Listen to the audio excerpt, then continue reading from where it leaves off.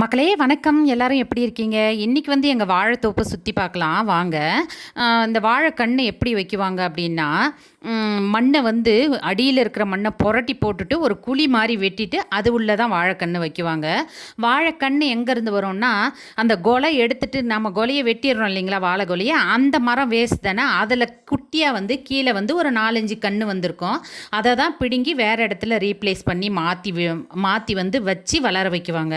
இதுக்கு வந்து வாரத்துக்கு 2 தண்ணி கட்டினீங்கன்னா போதும். நல்லா ஹைட்டாக இது வந்து ஏழைக்கு வாழைங்க. இது வந்து குட்டியிலேயே வந்து கொலை விடாது, ரொம்ப உயரமாக போயிட்டு தான் கொலை விடும். சின்ன சின்னதாக வந்து அதோட காய்ங்க இருக்கும்.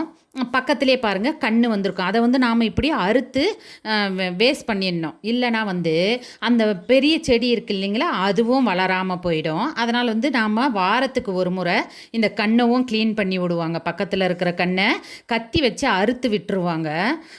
அப்புறமா வாழை இலை வேணும்னாவும் இதிலேருந்து வாழை இலையை அறுத்துட்டு வந்து வீட்டில் வந்து சாப்பிடுவாங்க.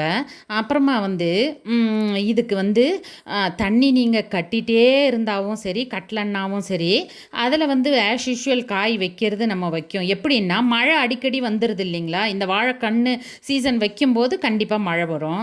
அப்புறமா வந்து அந்த நம்ம வாழைக்கண்ணை அறுத்துட்டு அதுக்கு பின்னாடி இந்த மரத்தை பாருங்கள், இவ்வளோ சுத்தமாக நீட்டாக தான் நாம் மெயின்டைன் பண்ணோம். பாருங்கள், ஒரே ஒரு கன்று கூட அந்த வாழை மரத்துக்கு பக்கத்தில் இல்லை. எல்லா சருகையும் அறுத்து எரிஞ்சிட்டு அழகாக வந்து இந்த மாதிரி மெயின்டைன் பண்ணோம்னா அதோட குழை வந்து நல்ல பெருசாகவும் இருக்கும். அந்த வாழை காயோட சைஸ் வந்து பெருசாக இருக்கும்.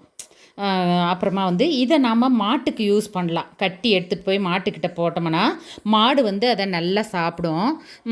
இது போல் தான் வந்து பார்த்திங்களா, அந்த வாழை மரத்துக்கும் இந்த வாழை கொலைக்கும் வித்தியாசம் இருக்குது. இது போல் தாங்க வாழை வந்து நம்ம வீட்டில் சாகுபடி பண்ணுவாங்க. இது வந்து குச்சிவேலி கிழங்கு அது கூட அடிஷ்னலாக போடுவாங்க. தேங்க்யூ, பாய்.